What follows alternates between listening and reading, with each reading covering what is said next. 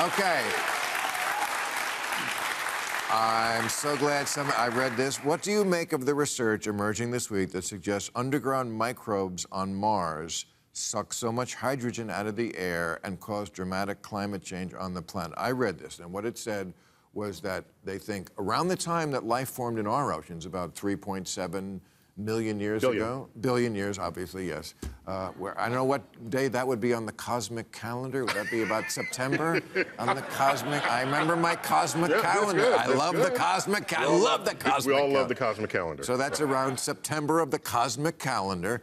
Okay, so, and the same thing could have happened on Mars. There was microbes, but they ate the hydrogen and then emitted methane, gross.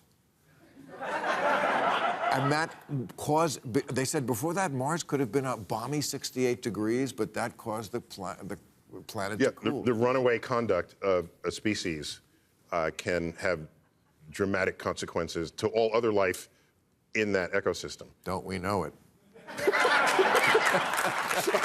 So, without naming names. I'm remembering the Dutch elm disease that took out all the Dutch elms in the Northeast. And so now there are no Dutch elms. And so I don't know what the disease is now attacking, but it doesn't have Dutch elms. But was there anymore. life on Mars 3.7 billion years ago? We don't have reason to doubt it because the ingredients of life, hydrogen, oxygen, carbon, nitrogen, are everywhere in the universe. And you throw in a little bit of water, and life got going almost as quickly as it possibly could have on Earth. And if Mars had those conditions earlier than Earth did, it may be that Mars was the birth of life in the inner solar system.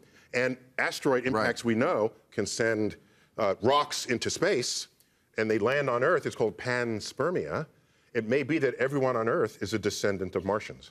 So sometimes we should let the asteroids hit. Sometimes it's a good thing. I love the way you gloss over that point where, and life got going. So it's a frontier. I know, I'm just saying, that's kind of a big divide there. There was no life, there was just the elements, and then life got going. Well, elements, and then there was organic chemistry, and then there was life. Right. But that was pretty short in the timeline of the Earth. Well, I failed. So give Earth some credit for figuring out how to make that work. All right. Michael, as a Pennsylvanian, do you think it's fair that John Fetterman he's running for Senate there, has been subject to so much scrutiny after his stroke? He hasn't been subject to enough scrutiny. He's gotten a free ride, in my view. He needs to be covered with both empathy and objectivity. I think he's been covered entirely with empathy and not enough objectivity. An NBC reporter who's doing a toss with Lester Holt before setting up an interview that she did with Fetterman explained that before the interview began and before he was afforded the opportunity to use closed captioning, he was having difficulty understanding her question in making small talk.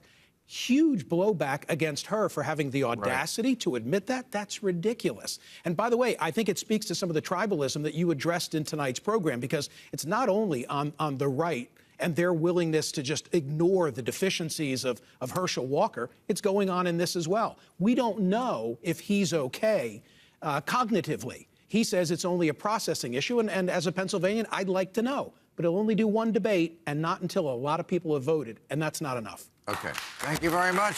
Thank you. You were a great crowd tonight. I appreciate it.